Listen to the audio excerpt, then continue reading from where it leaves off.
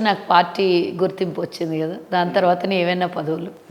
Party ఉంటేనే పదవులు వస్తాయి. అంటే సంతృప్తిగా ఉన్నారా కార్పొరేషన్ చైర్మన్ అయిన తర్వాత? అది ఇంతకు ముందు కూడా చెప్పినాం కదా, మళ్ళీ మళ్ళీ ప్రస్తావన. కానీ మనం ఎక్స్పెక్ట్ చేస్తుంది వేరే ఉండే కదా. సో వచ్చిన దానికి సరే ఒక స్టెప్ అయితే ఎక్కినాం కదా, మళ్ళీ స్టెప్ ఎక్కాలి అనే ఆలోచన చేద్దాం, ఆశిద్దాం. 8 నెలల కాంగ్రెస్ పరిపాలన మీద మంచి సందేశం ఇవ్వాలి తెలంగాణ ప్రజలకంటే ఏం చెప్తారు సుజాత గారు? సందేశం ఇవ్వాలి అని అంటారా, లేకపోతే నిజంగా ప్రభుత్వం చేస్తున్నటువంటి పనుల మీద మాట్లాడదామంటావా? ఎట్లయినా ఏం లేదు, మీ ఇష్టం అక్క. నిజంగా గనక ప్రభుత్వం పరంగా ప్రజలు లాభపడ్డారు అని అంటే అట్లా మాట్లాడవచ్చు, ఇబ్బంది ఏం లేదు. ఎందుకంటే సందేశము అని అంటే మళ్ళీ నేను పార్టీకి ఫేవర్ చేసి మాట్లాడినట్టు అవుతుంది. ప్రభుత్వం చేస్తున్న పనుల విషయం మాట్లాడుకుందాము అంటే డెఫినెట్గా బాగుంటుంది.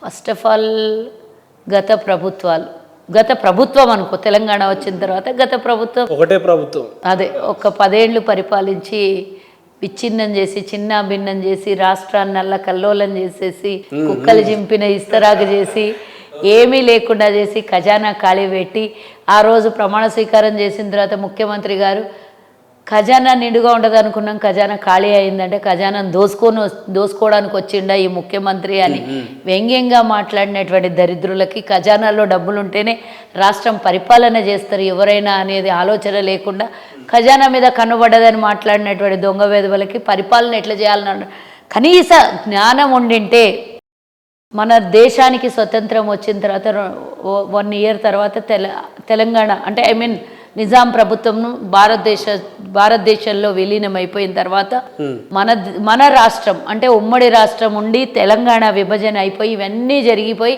77 సంవత్సరాలు జరిగిపోతుంది. 77 సంవత్సరాలలో వెనక్కి తిరిగి చూసుకుంటే 67 సంవత్సరాల క్రితం భారతదేశం తెలంగాణ ఏ విధంగా ఉండే, తెలంగాణ రావడానికి ముఖ్య ఉద్దేశం ఏంటి? నీళ్లు, నిధులు, నియామకాలు అవన్నీ వేరే. కేసీఆర్ కన్ను ఎక్కడ పడ్డది? ధనిక రాష్ట్రం అని కన్ను పడ్డది కదా. మరి 2014 వరకు కేసీఆర్ కన్ను పడ్డది ధనిక రాష్ట్రం, దీన్ని దోచుకున్నది దాచుకోవచ్చు, మూట కట్టుకోవచ్చు, తర్వాత పారిపోవచ్చు అని ప్లానింగ్తో దిగినటువంటి కుటుంబం కల్వకుంట్ల కంత్రి కుటుంబం. ఆ తర్వాత 2023 చూసుకునేసరికి బస్టాండ్ చేసి పెట్టిండ్రు తెలంగాణ రాష్ట్రం. ఈ మాట ఎందుకు అంటున్నా అంటే గతంలో 67 సంవత్సరాలు పరిపాలించినటువంటి రాష్ట్ర ముఖ్యమంత్రులు అంటే విభజనకు ముందు ఉమ్మడి రాష్ట్రంలో తెలంగాణ ధనిక రాష్ట్రం అని తెచ్చుకున్నాం. మన వంతుకు వచ్చినటువంటి అప్పు 72,000 కోట్లు, తెలంగాణ రాష్ట్రంకి వచ్చినటువంటి మిగులు బడ్జెట్ 17,000 కోట్లు. తీరా చూస్తే 2023 డిసెంబర్ 3వ తారీఖున మా ప్రభుత్వం ఏర్పడగానే 7 లక్షల కోట్ల అప్పు, ఇంకా మిగతా శాఖలల్లో కనబడనటువంటివి ఎన్నో తీస్తూ ఉంటే పుట్టలో నుంచి పాములు బయటికి వెళ్తున్నట్టు అప్పుల పుట్టలు, ప్రతి ఒక్క శాఖ అప్పుల పాలు. ఇన్ని ఉన్నటువంటి ఈ కష్టాల్లో ఉన్నటువంటి రాష్ట్ర ప్రభుత్వ ఖజానాని కాంగ్రెస్ అధికారంలోకి వచ్చినాక సగబెట్టాలి, దాన్ని సరి చేయాలి అనే ఆలోచనతో ముందుకెళ్తుంది. రేవంత్ రెడ్డి గారు ముఖ్యమంత్రి అయిన తర్వాత ఇప్పుడు 8 నెలల వస్తా ఉంది. 8 నెలల కాలంలో అప్పు చేయలేదంటారా రాష్ట్ర అభివృద్ధి కోసం? నేను అన్నానా చేయలేదంటారా అంటే బరాబర్ అభివృద్ధి జరిగినప్పుడు సహజంగా నో దానికి ఆన్సర్ చెప్తా. నువ్వు సహజంగా అప్పు జరిగిపోతుందంటే గతంలో గుండు సూది కూడా భారతదేశంలో తయారు కానటువంటి రాష్ట్రం. ఈ మాట నేనంటే ఆ వెధవలు మళ్ళ కింద కామెంట్లు పెడతారు. గుడిసూది కాదమ్మా, నైజాం ప్రభుత్వంలో ఖజానాలు ఇచ్చిండ్రు, మీరు అభివృద్ధి చేసిరంటే అవును బరాబర్ ఖజానాలు ఇచ్చిండ్రు. ఆ ఖజానాని రాష్ట్ర అభివృద్ధికి కూడా వాడినాం. హైదరాబాద్ మహాసుందర నగరంగా తీర్చిదిద్దినాం. ఎక్కడ కూడా మనం ప్రపంచవ్యాప్తంగా భారతదేశంలో హైదరాబాద్ ఉంది, తెలంగాణ ఉంది అంటే తెలంగాణలో కొంత భాగం నిజాం ప్రభుత్వం ఇవన్నీ ఉండే, ఇవన్నీ కూడా భారతదేశంలో విలీనమైన తర్వాత ఇక్కడి నుంచి ఎక్స్పోర్ట్ చేయడానికి కూడా కనీసం ఇంపోర్ట్ చేసుకోవడానికి కూడా పరిస్థితులు బాగాలేనటువంటి సమయంలో ఈరోజు ఎక్స్పోర్ట్ స్థాయికి చేరింది కాంగ్రెస్ అయ్యాము. కాంగ్రెస్ చేసినటువంటి పరిపాలన, కాంగ్రెస్ చేసినటువంటి అభివృద్ధి 72,000 కోట్లు 16 మంది ముఖ్యమంత్రులు పరిపాలిస్తే రాష్ట్రం అభివృద్ధి చెంది ఐటీ వరకు వెళ్ళినటువంటిది, అంతరిక్షంలోకి వెళ్ళినటువంటి భారతదేశంలో భాగం ఆంధ్రప్రదేశ్ కూడా. ఇంత మంచి నగరంగా తీర్చిదిద్దినటువంటి మన హైదరాబాదు సుందరంగా వాణిజ్య వ్యాపారాలతో పాటు భారతదేశంలో ఎవరొచ్చినా హైదరాబాద్లో బతికేటటువంటి ఏర్పాటు అయినటువంటి అవకాశం ఉన్నటువంటి హైదరాబాదుని ఈరోజు అప్పుల రాష్ట్రంగా మార్చేసినటువంటి దుర్మార్గులైన కల్వకుంట్ల కుటుంబానికి నువ్వు ఎందుకంటే దాని గురించి చర్చిద్దాం అన్నావు కాబట్టి నేను ఇదంతా ఎందుకు చెప్పుకొస్తున్నా అంటే ఈ 10 ఏళ్ళు జరిగినటువంటి కొత్త నీరుకి కొత్త యువతకి కొంత అవగాహన లేని వాళ్ళకి కొంత తెలియని వాళ్ళకి గతంలో ఏముండే ఈరోజు ఏమైంది అని తెలియాల్సినటువంటి అవసరం బాధ్యత కూడా మనం పౌరులుగా ఉన్నటువంటి వాళ్ళకి అవసరం కాబట్టి నేను ఈ మాట చెప్తున్నా అసలు కేసీఆర్ కుటుంబం ఏం చేసిందని 7 లక్షల కోట్ల అప్పు చేసింది ఏ ప్రాజెక్టు కట్టిండ్రు రేవంత్ రెడ్డి గారు నిన్న క్లియర్గా చెప్పారు కాళేశ్వరం ప్రాజెక్టు మీద 1,00,000 కోట్లు పోసిండ్రు ఒక్క 50,000 ఎకరాలకు కూడా నీరందనటువంటి ప్రాజెక్ట్ని ఈరోజు సర్వనాశనం చేసి హరీష్ రావు గారు మల్లన్న సాగర్ దగ్గర పోయించినట్టున్నారు కదా పోయేస్తారు ఏముంది వర్షాలు పడుతున్నాయి నీళ్ళు నిండినాయా లేదా చూసొద్దాము ఇంకేడన్నా కాలువ కొట్టుకొని ఇంకెక్కడన్నా పిల్లలు ఊగుతున్నాయా పడిపోతున్నాయా అవన్నీ పడిపోతే మళ్ళీ ఇంకేమన్నా దాని గురించి పనికిరాదన్న వ్యక్తులు ఈరోజు మన డ్యామ్లలో ఎట్లా నీళ్లు స్టోరేజ్ అవుతున్నాయని సిగ్గుండాలి అని అడుగుతున్నా నేను సిగ్గుండాలి సబ్జెక్ట్ డిబేట్ అవుతుంది కానీ నేను మాట్లాడతా దాని గురించి కూడా నీళ్లు నిల్వ ఉండలేదు ఎక్కడ కూడా కనీసం ఈ అన్నారం బ్యారేజ్ నుంచి ఇంకోటికి ఇంకో బ్యారేజ్ నుంచి ఇంకోటికి ఎత్తుడు పోసుడు తప్పిపోయింది ఈరోజు 1,000 కోట్ల రూపాయలు వ్యర్థమయ్యేటటువంటి వృధా ఆగిపోయింది అని ఈరోజు మనం దాన్ని సంతోషించాలో 1,00,000 కోట్లు నీళ్ళల్లో పోసిండ్రు అని బాధపడాలో తెలియదు కానీ హరీష్ రావు కొబ్బరికాయ కొట్టినప్పటి నుంచి శంకుస్థాపన చేసినప్పటి నుంచి చివరి వరకు కూడా ఎప్పుడు కూడా పోలేదు ఎందుకంటే ఆయనే ఉండే ఇరిగేషన్ శాఖ మంత్రి ఈ కట్టడం ఛాలెంజ్తో తీసుకొని స్పీడ్గా కట్టాలని నిర్ణయం తీసుకున్నటువంటి హరీష్ రావు కేసీఆర్ దాన్ని ఇష్టం వచ్చినట్ల నాణ్యత లేని కట్టడం అని తెలుసు టెంకాయ కొట్టి కొబ్బరికాయ కొట్టి శంకుస్థాపనకో అది ఇనాగరేషన్కో పోతే హరీష్ రావు రేపు చరిత్రలో హీనుడు అవుతాడు నేను తప్పించుకోవాలి ఆల్రెడీ నాకు తెలుసు కదా నేనే ఇరిగేషన్ మంత్రిని అది నిర్మాణం కరెక్ట్గా లేదు కాబట్టి నేను పోను అనుకొని నిర్ణయించుకొని ఆ కార్యక్రమానికి పోలేదు మీరు కావాలంటే విజువల్స్ ఎక్కడి నుంచైనా తెప్పించుకొని చూడొచ్చు హరీష్ రావు ఆ కార్యక్రమాలకి పోకపోవడానికి ఇదే కారణం 100% అదే ఉంటుంది కాబట్టి ఈరోజు అంతా అయిపోయినాక మొగడు చచ్చినాక ముండ హుషారైంది అన్నట్ల కాళేశ్వరం నీళ్ళల్లో మునిగిపోయిన తర్వాత ఇప్పుడు మేము కట్టిన కాళేశ్వరం మేము కట్టకపోతే ఇది అవుతుందా అని మాట్లాడుతున్నట్టు హరీష్ రావుకి ఆ రోజు నుంచి ఈ రోజు వరకు లెక్క కథ చెప్పు హరీష్ రావు నేను ఇంతకన్నా మించి ఇంక బూతు దిట్టదలుచుకోలేదు ఇంతకన్నా మించి నీకు అనదలుచుకోలేదు కాళేశ్వరం కథ 1,00,000 కోట్లు కథమైంది తెలంగాణలో ఏ అభివృద్ధి జరగకుండా హైదరాబాద్లో 4-5 బ్రిడ్జిలు కడితేనే 7 లక్షల కోట్ల కాంగ్రెస్ ప్రభుత్వం అధికారంలో వచ్చినప్పటి నుండి ఎంతసేపు కేసీఆర్ ని బదనాం చేయడమే పనిగా పెట్టుకున్నారు అభివృద్ధి విషయం మీద అంత చిత్తశుద్ధి లేదు అని చెప్పి కొంతమంది వాదిస్తున్నారు కదా కేసీఆర్ మీదనే మాట్లాడుతున్నాం అంటే తెలంగాణ విడిపోయిన తర్వాత ఆ దుర్మార్గుడు ఒక్కడే ముఖ్యమంత్రి కదా వేరే ప్రభుత్వము ఏర్పడలేదు వేరే వాళ్ళకి అవకాశం ఆయన తప్పిదం చేసిందనే ఆయన ముఖ్యమంత్రిగా ప్రజలు నేను ఇందాకేమన్నా చరిత్ర ప్రజలకు తెలవాలి అన్న కేసీఆర్ చేసిన 10 ఏళ్ల పాలన కూడా ప్రజలకు తెలవాలి కదా తెలుసు కాబట్టి వాళ్ళని అధికారంలో లేకుండా అంటే రోజు చెప్పండి మేము కేవలం ఎన్నికల సమయంలో ప్రచారం పార్టీ చేసినటువంటి చెప్పినాం కానీ డెప్త్గా మేము అధికారంలోకి వచ్చినాక ఏ శాఖలో ఏదేందంతా జరిగిందో అనేది మేము అధికారంలో చేతిలోకి వచ్చిన తర్వాతనే కదా బయటపడుతుంది ప్రతి శాఖ మోసం ప్రతి శాఖలో అప్లపాలు ప్రతి శాఖలో అవినీతి ఇది తప్ప ఏం బయటికి వెళ్ళట్లేదు కదా మరి వాళ్ళకి కాకపోతే ఎవరికి తిట్టాలి ఆ దుర్మార్గులు ఈరోజు నాగార్జున సాగర్ కట్టిన కాంగ్రెస్ డ్యామ్ పడిపోయిందని తిట్టాలనా లేకపోతే కాళేశ్వరం డ్యామ్ పడిపోయిందని వీళ్ళని తిట్టాలని ఎవరిని తిట్టాలి చెప్పు కాంగ్రెస్ హయాంలో కట్టిన నాగార్జున సాగర్ని కంపేర్ చేయ 100 ప్రాజెక్టులు నేను అన్నాను ఒక 2 ప్రాజెక్టులనే చూసుకుందాం ఈ రోజు వరకు కూడా సున్నం చెక్కు చెదరని ప్రాజెక్టు 50-60 ఏళ్ళ 70 ఏళ్ల కింద అన్ని కడియము కోయిల్ సాగరు నెట్టెంపాడు భీమా ఇవన్నీ కాంగ్రెస్ హయాంలో కట్టే కదా మరి అవన్నీ ఈ డ్యాములు ఎందుకో కూలిపోవు మీరు కట్టిన ఒక్కటే ప్రాజెక్టు ఖతమైపోయి నీళ్ళలో గంగలో కలిసిపోయింది ఈరోజు దాని గురించి మళ్ళీ చీరిపోదా పగిలిపోదా అవుతూ ఉంటాయి మీరు ఎట్లా మాట్లాడుతున్నారంటే ఏదో ఎలకల బాధకి ఇల్లుగాలు పెట్టుకున్నట్టు 100 పిల్లర్లలో ఒక పిల్లర్ కుంగిపోతే మొత్తం అసలు ప్రాజెక్టే పనికిరాదన్నట్టు మాట్లాడుతున్నారు నువ్వు ఇంటిని కట్టినప్పుడు మధ్యలో పిల్లర్ ఊడిపోతే స్లాబ్ ఉంటుందా మిగతా పిల్లల మీద నిలబడుతుందని ఎన్ని రోజులు దాని మీద నువ్వు ఆ చెత్త కింద బతుకుతావు నాకు చెప్పు కాళేశ్వరం ప్రాజెక్ట్ అసలు పనికిరా మరి నీకు తెలియదా నేను మళ్ళీ కొత్తగా చెప్పుడు ఏమున్నది అది అయిపోయిన కథ ముగిసిపోయిన కాళేశ్వరం కథ ముగిసిపోయిన కథ సర్వనాశనం 1,00,000 కోట్లు నీళ్ళల్లో పోసిన కథ ఇక దానికి కథ మీరు ఆన్ రికార్డ్ చెప్తున్నారు అక్క మరి ఆఫ్ రికార్డ్ ఏమన్నా భయపడతానా నేను ఆన్ రికార్డ్ భయపడడానికి.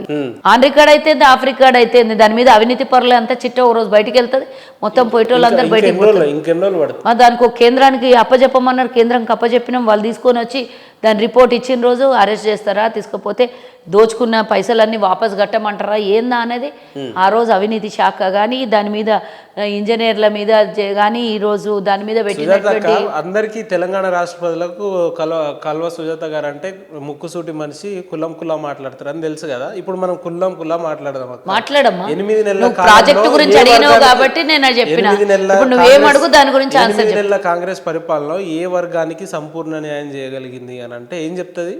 వర్గం అంటే ఏ రకంగా వర్గం చెప్పాలి అంటే ఈ ప్రభుత్వ పథకాలలో కావచ్చు, లేదంటే ఇతర విషయాలలో కావచ్చు, 100% అమలు అయిన పథకాలు కావచ్చు, 100% అమలు చేయగలిగినాం, లేదంటే ప్రజలకు న్యాయం చేయగలిగినాం అనే అంశాలు ఏమైనా ఉన్నాయా? 10 ఏళ్ల పాలన వాళ్ళది చూసుకోండి, మాది 10 నెలల పాలన, 15 నెలలు కూడా కాలేదు. నేను చెప్తున్నా 10 నెలల పాలనలో మీరు 0 బ్యాలెన్స్ పెట్టిండ్రు, మైనస్ నిల్ బ్యాలెన్స్. ఇప్పుడు ఫుల్ ఉందా? ఎందుకుంటుంది, ఏడు నుంచి తెస్తాం ఫుల్ ఉండడానికి? ఇందాక ఒక మాట అడిగినాను, మీరు అప్పులు చేస్తలేరా, మీరు ప్రభుత్వం అభివృద్ధి జరగాలి, ప్రభుత్వ అభివృద్ధి పనులు చేయాలంటే అప్పులు చేయాలి అన్నాం. కాంగ్రెస్ కూడా అప్పులు చేసింది, ఇప్పుడు అప్పులు చేస్తుంది. దేనికోసమో తెలుసా? కేసీఆర్ 7 లక్షల కోట్ల అప్పు మీద వడ్డీలు కట్టడానికి నెలకి 7,500,000 కోట్ల రూపాయల రుణం తీరుస్తుంది దాని మీద. అంటే ఈరోజు ప్రజలకు అందాల్సినటువంటి పథకాలు మేము ఇచ్చినటువంటి హామీలే కాకుండా ఇంకా ఇతర చెప్పనివి చెయ్యనివి చేయాల్సినవి చాలా ఉంటాయి. 7,500,000 కోట్లు అంటే సామాన్యమైన మాటనా చెప్పు? ఇప్పుడు 1,00,000 కోట్లు దాంట్లో నాశనం చేసి ఇంకా ఇతర శాఖలలో అప్పుల పాలు చేసింది. కాబట్టి ఈరోజు 7 లక్షల కోట్ల అప్పులు వడ్డీలు కట్టాలంటే ప్రభుత్వం ఖజానాలో నిల్లుంది, మరి ఏడు నుంచి తేవాలో చెప్పండి మీరు? అది కట్టకుండా ఇడిచేస్తే మరి ఇంకేమవుతుందో ప్రభుత్వం మీద బాధ్యతలు మీకు తెలుసు. మరి నేను దాన్ని అవాయిడ్ చేయలేము, అప్పులు చేయకుండా ఉండలేనటువంటి పరిస్థితి. కేసీఆర్ చేసిన దరిద్రానికి అప్పులు చేయాల్సింది. ఆ 7,000 కోట్లు కనుక ప్రభుత్వం ఏదో 2,000 కోట్లు 3,000 కోట్లు అంటే సరే, కొత్త రాష్ట్రము అప్పులు చేసిండు, అభివృద్ధి చేసిండు, ఇంకోటి చేసిండు అని చెప్పుకోవచ్చు. ఏకంగా 7,500,000 కోట్ల అప్పులు కడుతున్నాం, వడ్డీలు కడుతున్నాం. మన నెలకి అప్పులు కాదు వడ్డీలు కడుతున్నాం అంటే ఏంది అది? గతంలో ఎన్నడు చరిత్రలో చూడండి వినంది కనంది 7,500,000 కోట్లు అంటే ఇట్లా పీనట్ అయిపోయింది. అంత వడ్డీలు కట్టాలంటే ఏడు నుంచి తేవాలి మేము? ఎక్కడి నుంచి తేయాలి? ఆదాయం నిల్లు, ఎక్స్పెండిచర్ ఫుల్. పరిపాలన చేత కాకపోతే చెప్పండి, మేము పరిపాలించి ఎట్లా కట్టాలి? ఇంకా 7 లక్షల కోట్ల నుంచి 70 లక్షల కోట్లకు చేయనికా ఇంకా యావ సావలేదా? అధికారం మీద ఇంకా మక్కువ సావలేదా మీకు? చేసినటువంటి దరిద్రం పనికి తెలంగాణ ప్రజలకు ఈరోజు ఒక్కొక్క నెత్తి మీద 3 లక్షలు 2 లక్షలన్నర అప్పు పెట్టింది సరిపోక ఇంకోసారి ఇస్తే మాకు 20 లక్షల అప్పు తెద్దామని. ఇంకా నేను నమ్మే పరిస్థితిలో తెలంగాణ ప్రజలు ఉన్నారా? మేము చెప్పిన పనులు మీరు చేయలేదు అంటున్నారు. మొట్టమొదటిగా ఒక్కటి మేము మొదలుపెట్టిన బస్సు ఉచిత బస్సు మీదనే ఏడ్చేసి చచ్చినటువంటి దుర్మార్గులు ఏమిచ్చినా ఏడ్చేసి వస్తారు. ఏం చేసినా మేము ఈరోజు రైతు రుణమాఫీ చేస్తున్నామంటే దాని మీద ఏడుస్తారు. మేము ఈరోజు మహిళలకు ఉచిత బస్సు అవ్వలేదా?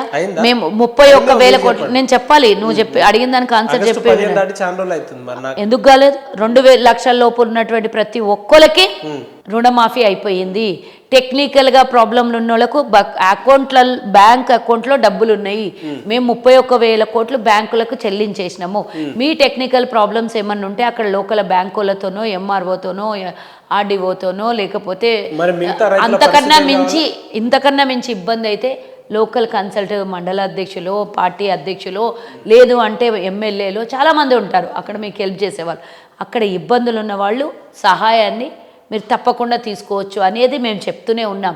మేము 31,000 కోట్ల రూపాయలు బ్యాంకుకు రుణాల 2 లక్షల నుంచి పైన ఉన్న రైతులకు మరి అది కూడా చెప్పనియాలి కదా.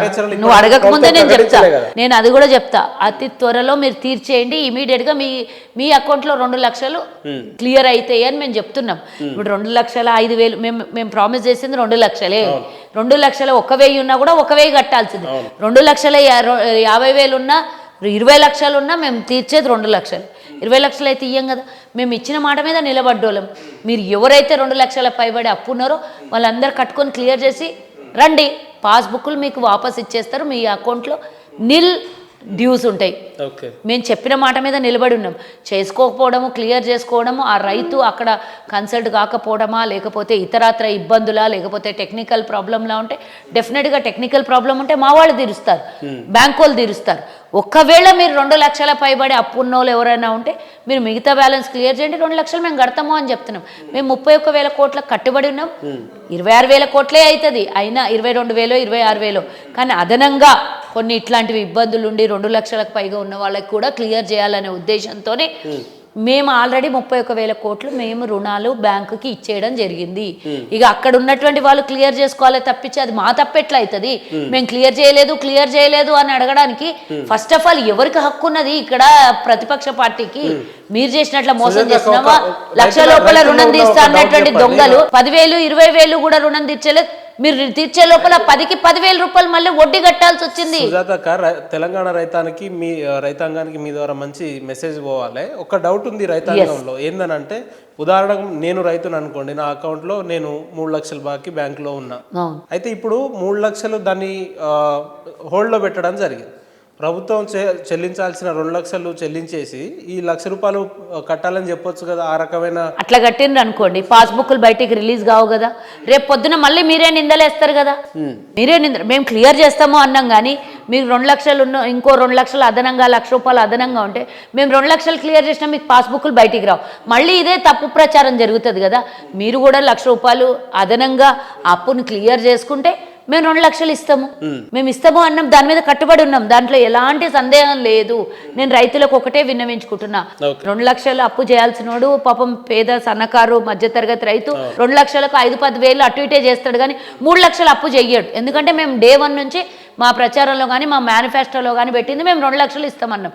దయచేసి రైతులకు ఎవరైనా ఉసిగొల్పి అబద్ధ ప్రచారాలు చేసి తప్పు కింద మిమ్మల్ని సృష్టిస్తే దానిని మీరు పట్టించుకోకండి. కాంగ్రెస్ ప్రభుత్వము క్లియర్ కట్గా ఉంది. 2 లక్షలు మీరు పైబడి ఎంత ఉందో అంత మీరు బ్యాంక్లో మీరు రుణం తీర్చేసుకోండి.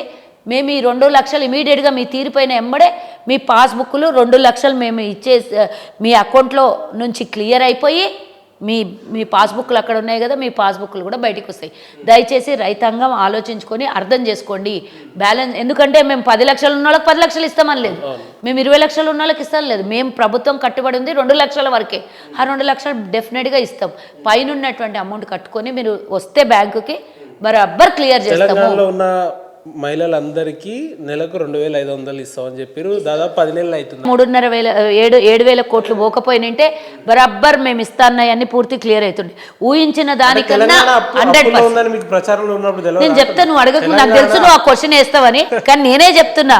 మేము 3.5 లక్షల కోట్లే అప్పు అనుకున్నాం, కానీ 7 లక్షలు కాదు 10-11 లక్షల కోట్లు అప్పు చేసి సచ్చిండు దరిద్రుడు. కాబట్టి ఆ వడ్డీ 11 లక్షల కోట్లు వస్తే బయటికి వెళ్తే నాకే అఫీషియల్ గా అసెంబ్లీలో సాక్ష్యాలతో సహా 7 లక్షల కోట్ల ఇంకా వెళ్తే అన్ని బయటికి వెళ్తాయి. ఒక్కొక్క శాఖల మొత్తం దున్నేసి పొలం కూడా మనం ఒక పంట అయిపోయినాక నెక్స్ట్ ఇంకో పంట వేయాలంటే క్లీన్గా దున్నుతారు చూడు రైతు, అట్లా దున్నేసి ఇంకో ప్రభుత్వం వస్తే వాళ్ళు సావని బతకని నేనున్నది ఊడ్చుకొని పోతా అదనంగా ఎక్కడ దొరికితే అప్పుడు అక్కడ గ్యారెంటీల మీద తెలంగాణ ప్రజల్ని మోసం చేసింది కాంగ్రెస్. ఏమి చెయ్యం, ఇచ్చిన ఆ హామీని ప్రతి ఒక్కటి నెరవేరుస్తాం. కాస్త ఆలస్యం నెరవేర్చినామని చెప్తలేరు మీరు. నేను ఏది కూడా చెప్పను అట్లా. అబద్ధాలు మాత్రం కల్వ సుజాత మాట్లాడదు, మా ప్రభుత్వం అసలే మాట్లాడదు.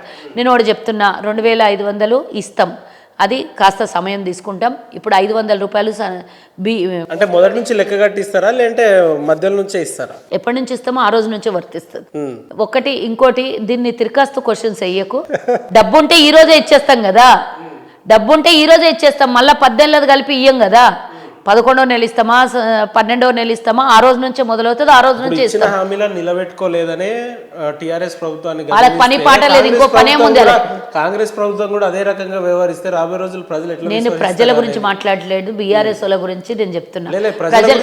మేము ఇస్తాం.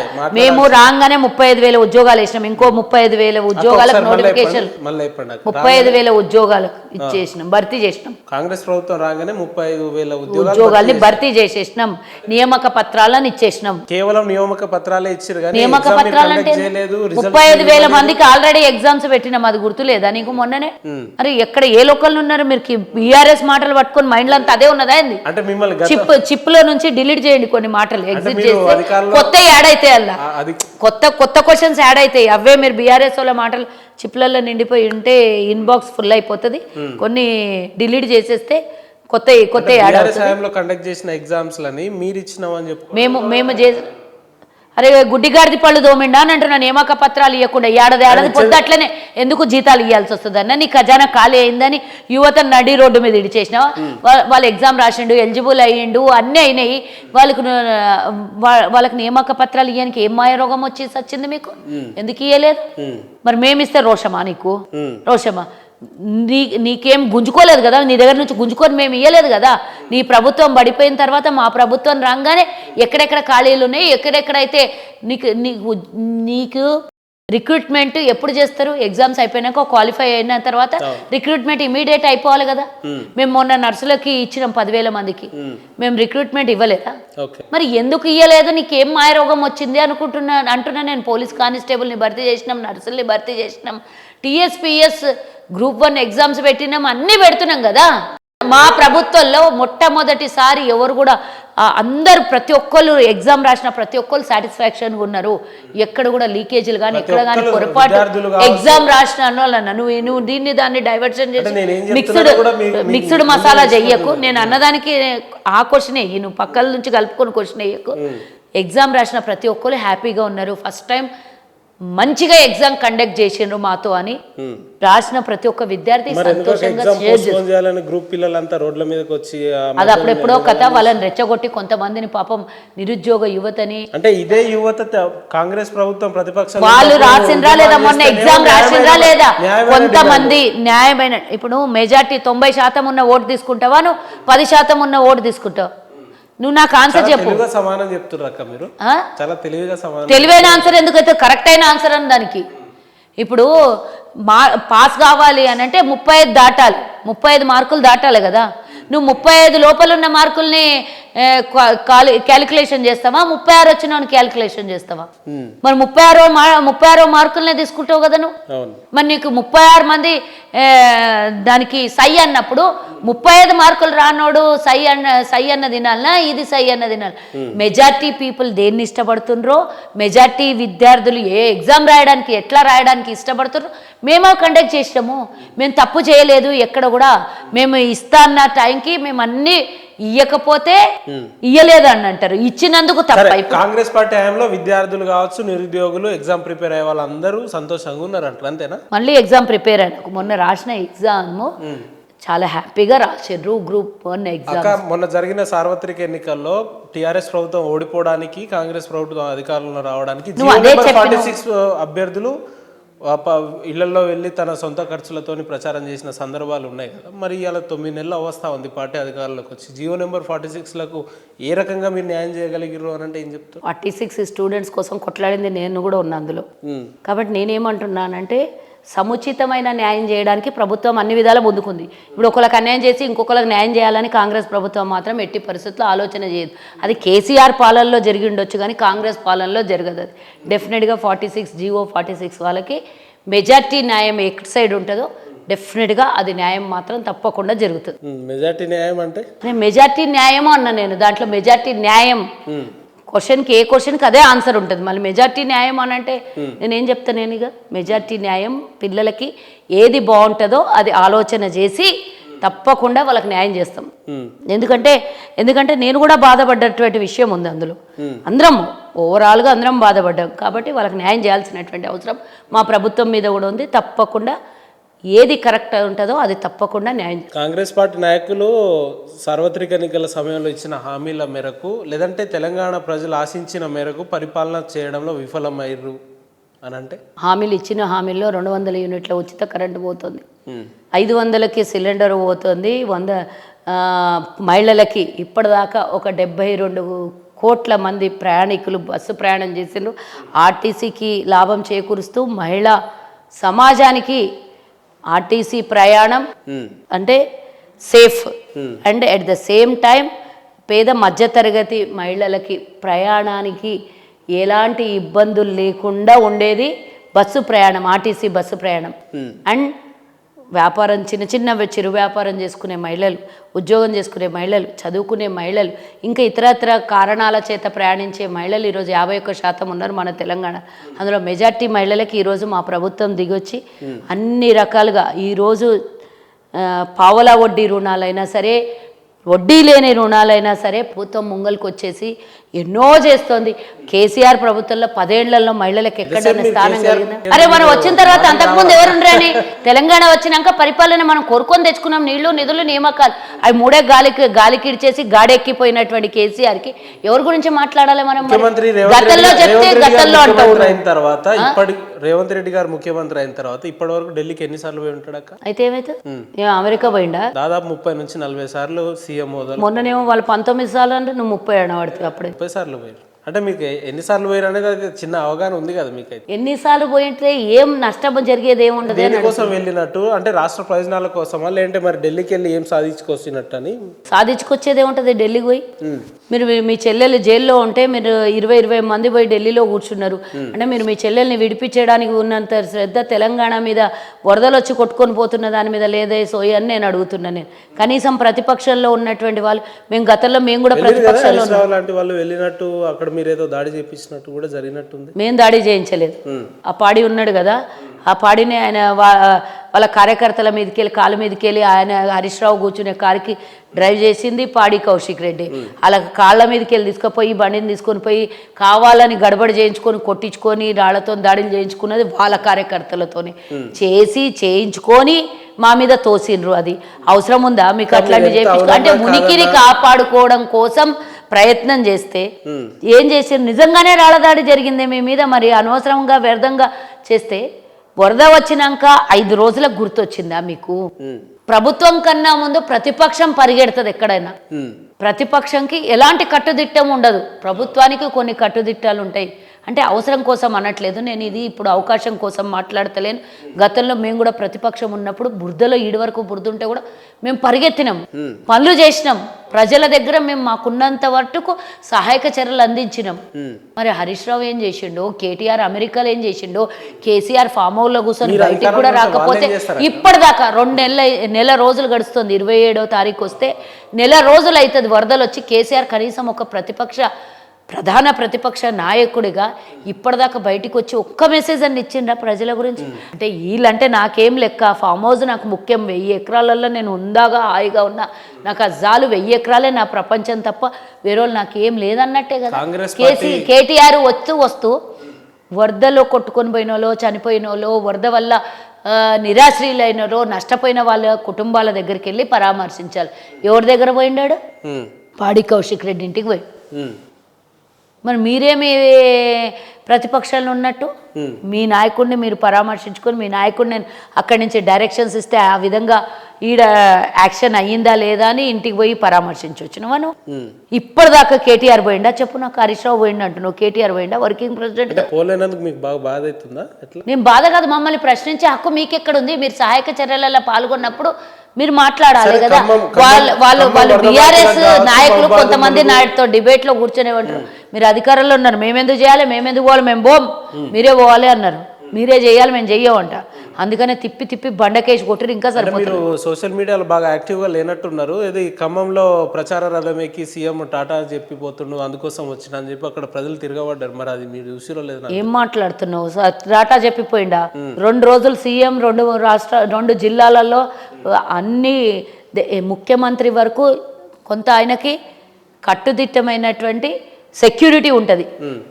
అదే అయినా ఛేదించుకొని పోయి ఎన్నో కుటుంబాలని పరామర్శించి ఎన్నో మంది ఇళ్ల దగ్గర ఈ రకంగా ఎందుకు మాట్లాడతారక్క ఖమ్మం ప్రజలు? అందరు మాట్లాడినరా? స్వయంగా ముఖ్యమంత్రి గారు చెప్పారు కదా ఖమ్మం ప్రజలు నా మీద కోపంతో ఉన్నారని చెప్పి. ఖమ్మం ప్రజలు కోపంతో ఉన్నారు అని అంటే ప్రజలు ఆ రోజు జరిగినటువంటి బీభత్సం అనుకోకుండా జరిగింది. అది ఎవరు కూడా ఊహించినటువంటిది. ఎవ్వరు కూడా గత దశాబ్దాల కాలంగా కూడా ఎవడు కూడా ఊహించినటువంటి బీభత్సమైన వర్షం.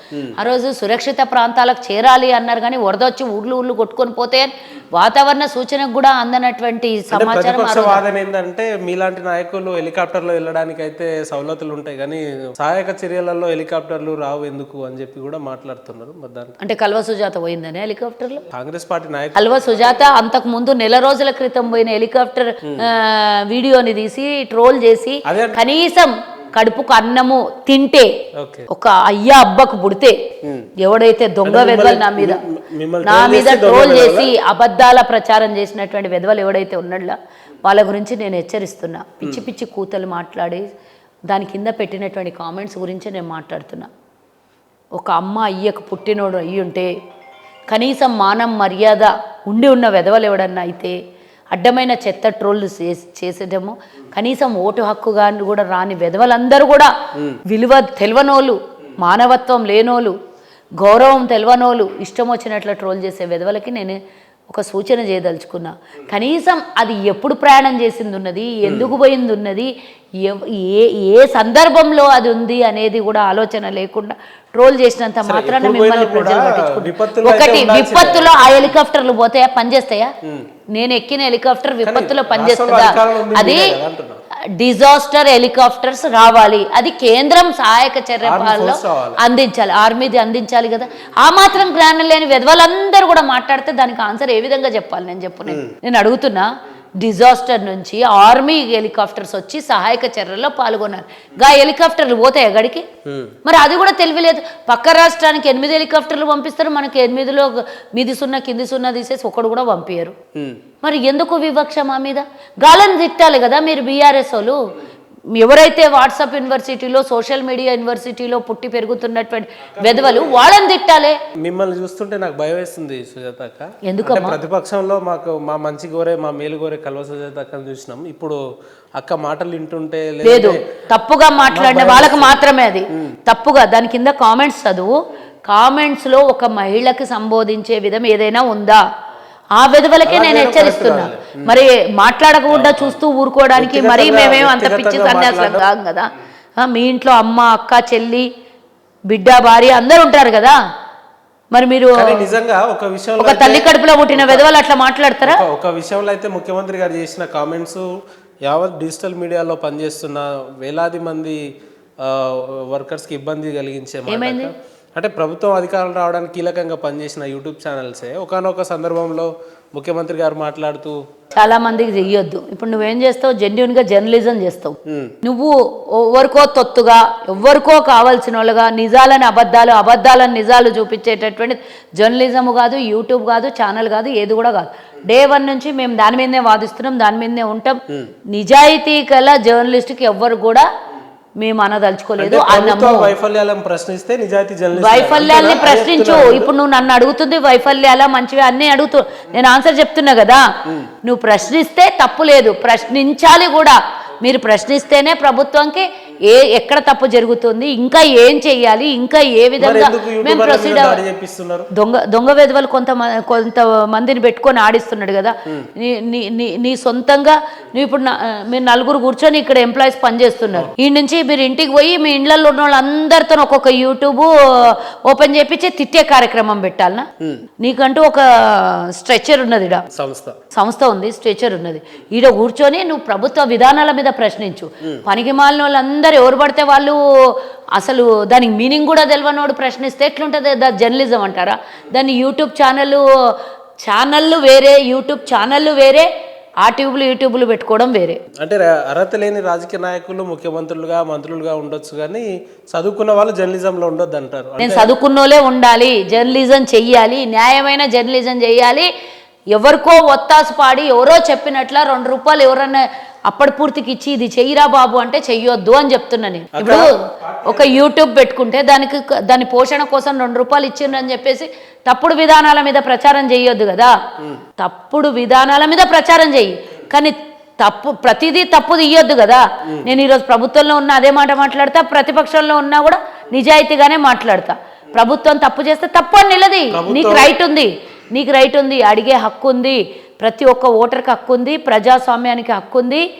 మనం పుట్టినటువంటి భూమి మీద ప్రశ్నించే హక్కు మనకు ఉన్నది. కాంగ్రెస్ పార్టీ ఇప్పుడు ఏర్పడి 8-9 నెలలు వస్తా ఉంది, లా అండ్ ఆర్డర్ కంట్రోల్లో లేదు. ఒకటి రమ్మన్ వైద్య విధానం సరిగా లేదు, అన్ని బాగున్నాయి. వాళ్ళలాగా మాది కాదు. మొన్ననేమో గాంధీ హాస్పిటల్ 24 మంది చచ్చిపోయారు. హోంమంత్రి ఎవరు? తెలంగాణ రాష్ట్రానికి హోంమంత్రి ఎవరు? ఇప్పుడు 9 నెలలు ముఖ్యమంత్రి ఉంటాడు. ఎందుకు హోంమంత్రి వేరే ఇతర నాయకులు పెడతారు? వాళ్ళకి వచ్చిన నష్టం ఏంటంటే అన్ని శాఖలు, ఒక 4 శాఖలు ఆయన కింద పనిచేస్తే నష్టం ఏమన్నా అవుతుందా? మీరు ఒక్కొక్కరు 5-6 శాఖలు పెట్టుకునింటారు. ఏడవైంది సోయి అది గుర్తు లేదా? మీరు అడ్డమైన చెత్త మాటలు మాట్లాడితే నా దగ్గర ఆన్సర్లు చాలా ఉంటాయి. మీరు మహిళల మీద అఘాయిత్యం పెరిగింది, దాడులు పెరిగింది, ఎక్కడ పెరిగింది చూపిమని చెప్పు నాకు. మీ ప్రభుత్వంలో వేలాది మంది మీద దాడులు మహిళల మీద. ఇంకొకటి గుర్తుంచుకోండి, మీరు ఏ మహిళ మీద కూడా అత్యాచారం జరిగి మర్డర్ చేసినా మానభంగం చేసి తప్పించుకొని నేరస్తులు తప్పించుకొని పోయినా కూడా మీరు ఏ రోజు కూడా ముందుకు వచ్చి మాట్లాడాలి. ఈరోజు ఎక్కడ మేము చెయ్యమని అనము, చెయ్యొద్దు, చెయ్యరాదు, జరగకూడదు. నేను దాన్ని నేను సమర్థించను, అంగీకరించను కూడా. ఒకటి నేను చెప్తున్నా, ఈరోజు ఎక్కడన్నా జరిగిందంటే ఇమీడియట్గా మా నాయకులు మా కార్యకర్తలే పోతున్నారు. ఫస్ట్ వాళ్ళు ప్రతిపక్షంలో ఇంకా నిద్రపోతున్నారు, వాళ్ళు పోతలేరు. అది పోయినాక మేము దాన్ని ఆసుపత్రికి పంపించో లేకపోతే దానికి ట్రీట్మెంట్ ఇప్పించో వాళ్ళకి ఇమీడియట్గా సస్పెండ్ చేసో, అక్కడ ఉన్న వాళ్ళకి ఎవరన్నా అధికారులు ఉంటే సస్పెండ్ చేసో, లేదు అనంటే ఎవరైనా నేరస్తులు ఉంటేనో 24 గంటల్లో ఛేదించి పట్టుకున్నాను. మేము అన్ని చేసిన తర్వాత వాళ్ళు వచ్చి ఇగో ముంగల్కి వచ్చి మాట్లాడతారు తప్పించి వాళ్ళు ఏం చేస్తున్నారు. ప్రభుత్వ ఆసుపత్రిలో కుక్కలు తిరుగుతున్నాయి అక్క, లేదంటే ఎలకలు చచ్చి పేషెంట్లు చచ్చిపోతున్న సందర్భాలు అది నీకు మర్చిపోయి అది వరంగల్లో జరిగిన సంఘటనో ఇంకెక్కడో జరిగిన సంఘటన గుర్తొచ్చి చెప్తున్నట్టున్నావు. మేము అన్ని విధాలా పనిచేయడానికి పోతున్నాం. 30 ఎకరాలలో పనిచేయాలని ఈరోజు ఉస్మానియా ఆసుపత్రికి నువ్వేమో ఆసుపత్రిని హైదరాబాద్ని డల్లాస్గా మారుస్తాంటివి, కానీ ఆ ఉస్మానియా ఆసుపత్రి నిండా డల్లాస్ లాగా వాటర్ ఫాల్స్ పోయింది. కానీ ఇప్పుడు మేము ఇమీడియట్గా యాక్షన్ రంగంలోకి దిగి 30 ఎకరాలలో ఈరోజు ప్రభుత్వ ఆసుపత్రి నిర్మాణం కోసం మేము అంచనాలు వేస్తున్నాము, దాన్ని ప్రకటించేసాము. దాని కార్యాచరణ స్టార్ట్ అయ్యింది. మేము మీలాగా కాదు, ఉన్న ఆసుపత్రిలో మీరు చేసినటువంటి దరిద్రమైనటువంటి పాలనలో ప్రభుత్వ ఆసుపత్రులను పట్టించుకోక వ్యవస్థ సర్వనాశనం అయ్యి మొత్తం గాడి తప్పిపోయిన దాన్ని ఇప్పుడు ఒక్కొక్కటి మేము దాన్ని సవరిస్తున్నాం. చెడిపేయడం ఒక 5 నిమిషాల పని, కానీ దాన్ని బాగు చేయడం 5 నిమిషాలలో ఒక అద్దం పగిలిపోతుంది, కానీ దాన్ని మళ్ళీ అతికించలేం. కానీ దాన్ని బాగు చేయాలంటే ఎన్ని రోజులు పడుతుందో అవ్వచ్చు అవ్వకపోవచ్చు. అట్లాంటి దుస్థితి తీసుకొని వచ్చిన తర్వాత ఎంతసేపు గాంధీ కుటుంబం మెప్పు కోసమే పనిచేస్తుంది కాంగ్రెస్ పార్టీ, ప్రజల బాగోగులు. ఇది బీజేపీ బీఆర్ఎస్ వాళ్ళు ఇద్దరు కలిసి కూడగలుపుకొని ఇస్తున్నటువంటి స్టేట్మెంట్లు, స్క్రిప్ట్లు అవి. దాని గురించి నేను ఎంత తక్కువ మాట్లాడితే అంత మంచిది. అంటే ఒకవేళ నన్ను నువ్వు కంటిన్యూ అడిగినావు అనుకో, నేను ఇక వాళ్ళని తిట్లు తిట్టాల్సి వస్తుంది. ఆ దొంగ వెధవలకి ఎన్ని తిట్లు తిట్టాలని అనేది కేంద్రంలో ఉన్న బీజేపీ దొంగ వెధవలకి, తెలంగాణలో ఉన్న ప్రతిపక్ష బీఆర్ఎస్ ఎందుకు మాట్లాడుతున్నారు? నువ్వు గాంధీ కుటుంబం మెప్పు కోసం మెప్పు అంటే ఎవరు మెప్పు? ప్రజల మెప్పు కోసం ప్రభుత్వం పనిచేస్తుంది. గతంలో కూడా మా నేషనల్ పార్టీ ఏఐసిసిలోనే అధిష్టానం పనిచేస్తుంది. వాళ్ళలాగా మేము అదేంది మహారాష్ట్రలో పోయి మేము మా పార్టీ ఆవిర్భావం చేస్తాము, లేకపోతే ఢిల్లీలో పోయి ఆఫీస్ కట్టుకుంటామని 3 నెలలకే ముచ్చట చేసి మూసేసి వినాలి, వినడం నేర్చుకోవాలి. 3 నెలలకే ముచ్చట చేసి ప్రభుత్వం ఇడ పడిపోగానే ఆడ బిచార ఎత్తేసి కథమైపోయిందని దివాళా తీసేసినటువంటి కాంగ్రెస్ పార్టీ నాయకులు పోతలేరా? నేను చెప్తున్నా, మన నేషనల్ పార్టీ 138 ఏళ్ల నుంచి మాది బతుకుతూ ఇంకా భూమి ఉన్నంత కాలం బతికేటటువంటి పార్టీ మాది.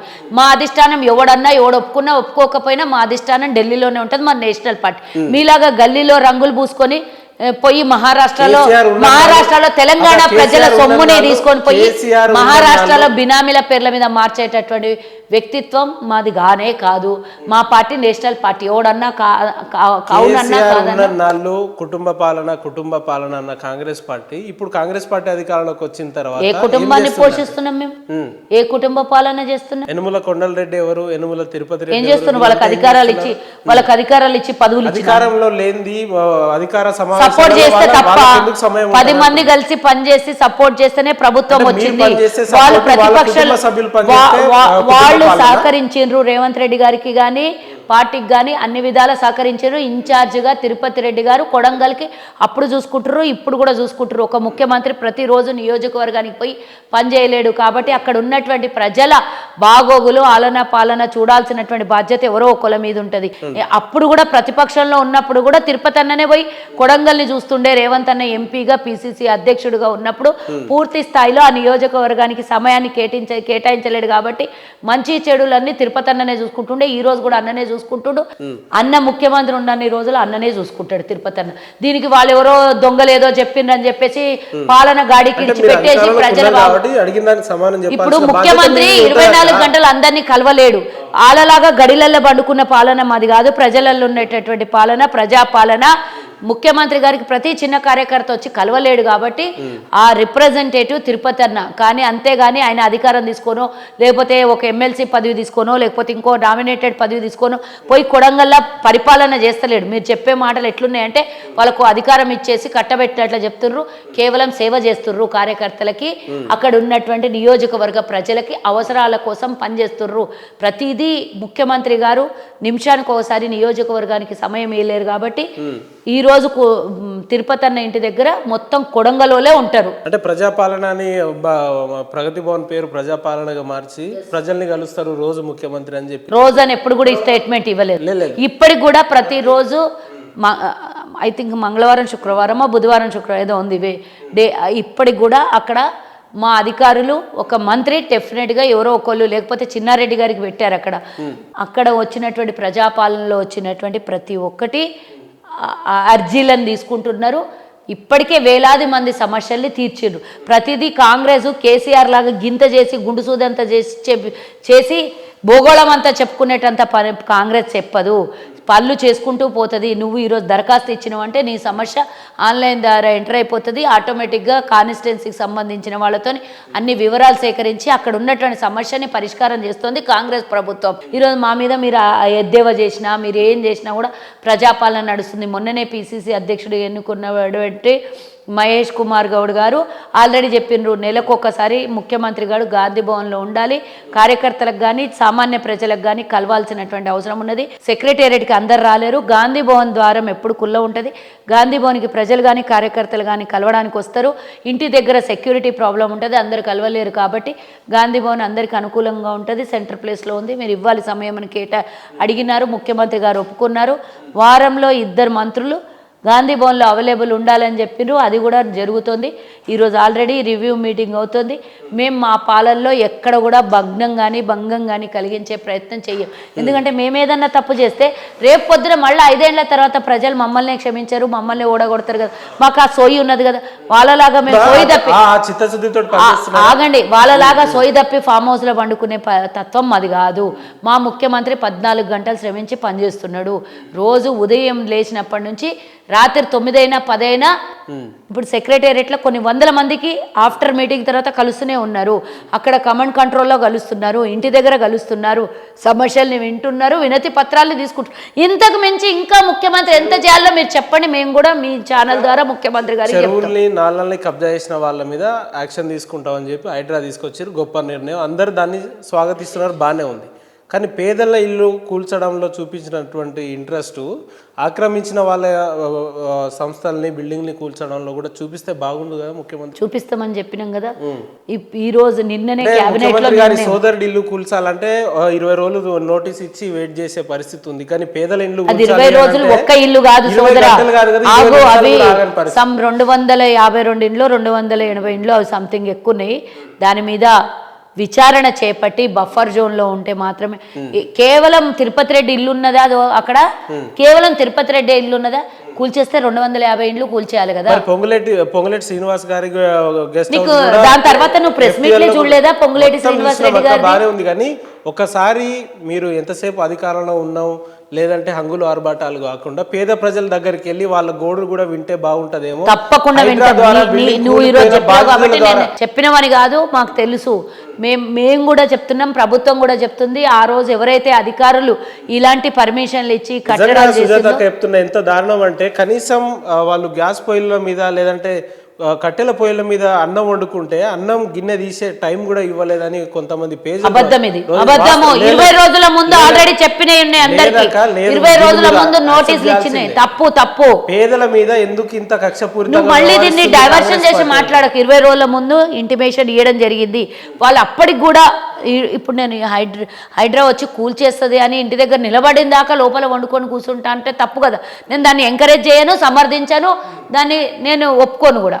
కానీ 20 రోజుల సమయం ఇచ్చినప్పుడు సురక్షిత ప్రాంతాలకు వెళ్ళిపోవాలి కదా. ఎక్కడైతే మళ్ళీ ప్రభుత్వం వచ్చి 10 రోజుల్లో ఖాళీ చేయాలి, లేదంటే 10 నిమిషాల్లో ఖాళీ. నువ్వు ఇప్పుడే అంటే వండేదాకా కూడా పొయ్యి మీద గిన్నె దించేదాకా పేద ప్రజలు నిజంగా చాలా మంది సఫర్ అయిన దాఖలాలు రండి, నేను ఆఫ్లైన్ లో 100 చూపిస్తాను మీకు. అది ఎవరు అక్కడ ఉండమని చెప్పిండ్రు వాళ్ళకి చెప్పండి. తప్పా కాదా? అక్రమంగా నాలాల మీద గుడిచెలో ఇంట్లో కట్టుకొని ఉంటే తప్ప కాదు అది నాకు చెప్పు. మరి ఇప్పుడు ఒకవేళ దాన్ని క్షమించడం తప్పెట్లయితది? గతంలో జరిగిన రియల్ ఎస్టేట్ నువ్వేంటివి పేద ప్రజలను ఇటు అటు డైవర్ట్ చేస్తూ అటెండ్ నువ్వేమన్నా పేద ప్రజలు అంటే నేను దానికి ఆన్సర్ చెప్పినా. నువ్వు రియల్ ఎస్టేట్ అవును బరాబర్ అందరిని గుంజాలి, ఇప్పుడు అందరిని గుంజాలి. నేను ప్రభుత్వాన్ని కూడా అడుగుతున్నా, అందరిని తీసుకురావాలి. ఏ రియల్ ఎస్టేట్ దొంగలైతే ఇలాంటి అనుమతులు గతంలో ప్రభుత్వాలు ఇచ్చినా అంతకుముందు 20 ఏళ్ళు 30 ఏళ్ల కింద జరిగిండొచ్చు, మా ప్రభుత్వంలో కూడా జరిగిండొచ్చు, తప్పిదాలు జరిగింది.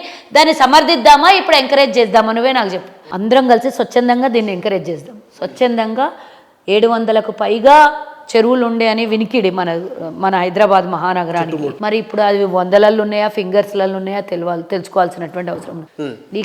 ఇది హైడ్రాకి ఫుల్ పవర్స్ ఇస్తూ నిన్న జీవోల్ని జారీ చేయడం జరిగింది. కాబట్టి ఎవరైనా ఉండనియండి, నా తన మన వద్దు. మన ఇప్పుడే అంటే పేదోళ్ళందరూ అవస్థ పడుతున్నారు అని అంటే ఎవ్వరు కూడా తప్పుడు కట్టడాలు చేసుకోవద్దు దయచేసి. ఇప్పుడు కూడా గతంలో జరిగింది ఏదో జరిగింది, ఇప్పుడు కూడా చాలా మంది భయపడుతున్నారు. ఎక్కడ కూడా బఫర్ జోన్లో కానీ ఇక్కడ కానీ కట్టుకోవద్దనే ఆలోచన అందరికి ఒక మెంటల్గా డిసైడ్ అయిపోయిండ్రు. భయం ఒకటి వచ్చేసింది, ఆ భయం ఉండాలి. ఎందుకంటే ప్రభుత్వము అన్నా ప్రకృతి అన్నా భయం ఉండాలి, రెండు ఉండాలి. ప్రభుత్వం అంటే ఏ విధంగా భయం ఉండాలి? తప్పుడు పనులు చేసినప్పుడు భయం ఉండాలి. ఎందుకంటే చట్టాన్ని ఎవరు తప్పించుకునేది, చట్టం ఎవరికి చుట్టం కాదు అనేది ఆలోచన చేయాలి. ఎవరన్నా ఉండనియండి, నేను చెప్తున్నా మా పార్టీలో ఎవరన్నా ఉంటే కూడా కూల్చే, మేము ఎవ్వరం కూడా యాక్సెప్ట్ చేస్తలేం దాన్ని.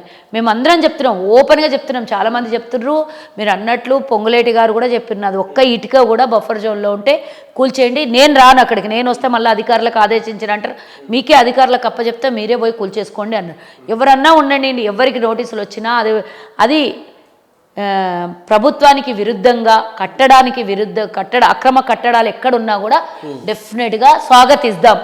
ఎవరు వీలు వాళ్ళని అందరి ప్రభుత్వంలో, నేను మా ప్రభుత్వంలో జరగలేదు శుద్ధ పూసలని నేను అనను, మా ప్రభుత్వంలో కూడా గతంలో జరిగి ఉంటుంది. కానీ అత్యధికంగా బీఆర్ఎస్ ప్రభుత్వంలోనే జరిగింది అనేది చాలామంది చెప్తారు. అంతెందుకండి, ఇప్పుడు ఉప్పల్ బగాయత్లో మూసి కాల్వనే మూసేసారు. కొన్ని ఎకరాలు అక్కడ మొత్తం కాల్వని నాలాను మూసేసి లెవెల్ చేసేసారు. నేను పోయినా అక్కడికి ఒకసారి, ఆర్గనైజేషన్స్కి ఇచ్చిండ్రు అక్కడ 3 ఎకరాలు 5 ఎకరాలు అట్లా ఇచ్చేసారు. నువ్వు నాలానే మూసేస్తావా ఏకంగా? మరి మురికి నీళ్ళు అంతా ఎక్కడ పోవాలి హైదరాబాద్వి? మరి ఇప్పుడు అట్లాంటి వాటిలు అనేది అన్నిటి మీద అయితే చర్యలు తీసుకోవాల్సిన అవసరం అయితే ఉంది కదా, తప్పదు కదా. అట్లా ప్రభుత్వం తప్పులు చేసి డైరెక్ట్ ప్రభుత్వమే పూర్తి చేసింది, మొత్తం నాలాను పూర్తి చేసింది. నాలాను పూర్తి చేసినప్పుడు కొన్ని 100ల సంవత్సరాల నుంచి మూసి నీళ్లు కింద ఉండి ఉంటాయి, మురికి నీళ్లు. రేపు ఈ పొద్దున కన్స్ట్రక్షన్స్ ఆర్గనైజేషన్స్కి ఇచ్చి వాళ్ళకి ఇచ్చినప్పుడు బోర్లు వేస్తారు, బోర్లు వేసి అవే నీళ్ళు తాగుతారు కదా. మురికి నీళ్ళే రేపు పొద్దున అనారోగ్యానికి కారణమవుతాయి కదా. నేను ఎగ్జాంపుల్ చెప్తున్నా, ఇట్లాంటివి ఎన్నో చేసిండ్రు. ఏ అంశం తీసుకున్నా కూడా ఇంత క్షుణ్ణంగా అనర్గళంగా అంతిమంగా ప్రజలకు అర్థమయ్యే రీతిలో చెప్తుంటారు కదా. అయితే మీకంటే వయసులో చాలా చిన్న ఇప్పుడున్న శాసనసభ్యులు కొంతమంది పర్ణికా రెడ్డి లాంటి వాళ్ళు కావచ్చు, యశస్విని కావచ్చు, ఇలా రోహిత్ లాంటి వాళ్ళు కావచ్చు, ఎమ్మెల్యేలుగా ప్రమాణ స్వీకారం చేస్తున్నప్పుడు వ్యక్తిగతంగా అడుగుతున్నాక, ఇది పార్టీలకు కాదు, కాంట్రవర్సీ కాదు, మీకు ఎప్పుడు అనిపించలేదు అరే మనం కూడా చట్టసభలలో ఉంటే? మనం కూడా కాదు, నాకు మిస్ అయింది కాబట్టి బాధలో ఉంటాం కదా డెఫినెట్గా. నేను ఆ రోజు గ్యాలరీలో నుంచి వాళ్ళందరినీ ప్రమాణ స్వీకారం చేస్తుంటే చూసిన, ఇక్కడ కాదు నేను అక్కడ కూర్చోవాలి అనేది అనుకున్నాం కదా. మనకు అర్హత కూడా ఉండే కదా, మనం చివరి వరకు కూడా పోరాడినాం కదా టికెట్ కోసము. డెఫినెట్గా ఆ స్థానంలో మనం కూర్చోవాలి, కష్టపడినాం. ఇన్స్టెంట్గా నాకేదో నేను పారాషూటో లేకపోతే నా కమ్యూనిటీ పక్కన పెట్టుకోనో నా సామాజిక వర్గం పక్కన పెట్టుకోనో టికెట్ అడగలేదు. జెన్యున్గా నేను పార్టీకి వర్క్ చేసిన, ప్రజల మధ్యలో ఉన్నా, అందరితోనే ఉన్నా, సఖ్యతతోనే ఉన్నా, డెడికేటెడ్గా వర్క్ చేసిన. ఉండాలనే ఆశ ఎవరికైనా ఉంటుంది కదా, ఒక రాజకీయ నాయకుడిగా అంచెలంచెలుగా ఎదగాలనే ఉంటుంది కదా ఎవరికైనా. ఫైనల్ డెస్టినేషన్ ఏంది? అసెంబ్లీ లేకపోతే లోక్సభ. ఎప్పుడో ఒక రోజు ఉంటుంది కదా, ఉంటుంది, తప్పకుండా ఉంటుంది. విశ్వాసం లేకుండా ఇరువరకు అయితే రాలేము. నమ్మకం అన్నిటికన్నా ముఖ్యంగా మన మీద మనకు నమ్మకం ఉండాలి. పని చేసుకుంటూ పోతున్నాం, అదృష్టం కలిసి వస్తే వస్తుంది. ఇక్కడ అన్నిటికన్నా ఇంపార్టెంట్ మనం అన్ని కోరికలు కోరుకుంటాం, ఈ డెస్టినీలో రాసి ఉండాలి. మీ నియోజకవర్గంలో మీ వ్యక్తిగత అభిమానులు కావచ్చు, మిమ్మల్ని అభిమానించే కొంతమంది కార్యకర్తలు సుజాత అక్క ప్రతిపక్షాలు ఉన్నప్పుడు బాగా సమయం ఇచ్చేది, మాతోనే కలిసి తినేది, లేదా మాకు బాగా టైం ఇచ్చేది, ఇప్పుడు అంత ఇవ్వలేకపోతుంది లేదు లేదు లేదమ్మా. అటువంటి అప్పుడు వ్యక్తులకు ఇప్పుడు ఏం చెప్తారు? ఎప్పుడైనా అందరితో కలిసే ఉంటాను నేను. ఇప్పుడు ఎందుకు టైం ఇవ్వలేని చెప్పి ఇప్పుడు నాకేం పెద్ద పనులు ఉన్నాయని అప్పుడు ప్రతిపక్షంలో పొద్దున్న లేస్తే రాత్రి వరకు ప్రతిపక్షంలో మాట్లాడాల్సి వచ్చేది. ఇప్పుడు ప్రభుత్వంలో ఉన్నాము, ఆచితూచి పని చేయాల్సి వస్తుంది. కొంత సమయాన్ని నిజంగా చెప్పాలంటే వాస్తవంగా కాస్త నా కొడుకు పెళ్లి విషయాలలో వాటిలో బిజీ ఉన్నా అంతే తప్పించి నేను ఎవ్వరికి కూడా అవాయిడ్ చేయను, అందరితో కలిసి ఉంటాను. ఇదేమి ఈరోజు మొదటి స్టెప్ ఎక్కిన, నేను చివరి స్టెప్ ఎక్కాల్సింది ఉంది కదా, చాలా ఉంది కదా. అఫ్ కోర్స్ అభిమానంతో వాళ్ళు ఫీల్ అవుతున్నారు అంటే నేను కూడా చాలా సంతోషిస్తున్నా. అంటే నాకు కూడా కొంత ఉన్నారు అనే ఫీలింగ్ కూడా వస్తుంది. డెఫినెట్గా అందరితో కలిసి ఉంటాను, నాకు అలాంటిది ఏం లేదు. నేను డౌన్ టు అర్త్ అందరితో ఉంటాను. కాంగ్రెస్ పార్టీ పరిపాలనని ఉద్దేశిస్తూ తెలంగాణ రాష్ట్ర ప్రజలకు మంచి సందేశం ఇవ్వాలి మా ఛానల్ తరపున అధికార పార్టీ నాయకురాలుగా అంటే ఏం చెప్తారు? అంచెలంచెలుగా ఎదగాలని కోరుకున్న దానిలో నేను ఒకదాన్ని. అన్నిటికన్నా ముఖ్యంగా సిగ్నేచర్ స్టూడియోతో మాకు మీ ఎండి గారితో కానీ అందరితో మాకు వ్యక్తిగతమైనటువంటి పరిచయాలు ఫస్ట్ నుంచి ఉన్నాయి. ఒకటి, ప్రభుత్వం ఈరోజు కాంగ్రెస్ ప్రభుత్వం ఏర్పాటైంది. గతంలో బీఆర్ఎస్ ఉన్నప్పుడు మీ ఛానల్ స్టార్ట్ అయింది. సో అప్పటి నుంచి ఇప్పటి వరకు ప్రభుత్వం వచ్చే వరకు మీరు కూడా అంటే ప్రభుత్వం ఆనాటి ప్రభుత్వం నుంచి ఈనాటి ప్రభుత్వం వరకు తప్పుల్ని నిలదీయండి, తప్పుల్ని మాట్లాడండి, సూచనలు ఇవ్వండి, జెన్యూన్గా పనిచేయండి. అంచెలంచెలుగా ఇంకా ఎదగాలని కోరుకుంటాం. ఈరోజు ఈ స్థాయికి వచ్చిందంటే డెఫినెట్గా ఆ స్థాయిలో పనిచేసారు కాబట్టి వచ్చారు. ఇంకా మంచి స్థాయిలో ఎదగాలనేదే కోరుకుంటాం. ఎందుకంటే వ్యక్తిగతమైనటువంటి అభిమానం కూడా మీ ఛానల్కి ఉంది మాకు. కాబట్టి తప్పకుండా దేవుని నుంచి అభిమానించేటటువంటి నాయకురాలలో ప్రధానంగా మీ పేరు కూడా ఉంటుంది అక్క. ఇంత బిజీ షెడ్యూల్లో కూడా అడగంగానే లేదు మాకు తప్పకుండా టైం ఇవ్వాలని చెప్పి వచ్చినందుకు మీకు ప్రత్యేక ధన్యవాదాలు అక్క. థ్యాంక్ యూ అక్క, థ్యాంక్ యూ సో మచ్.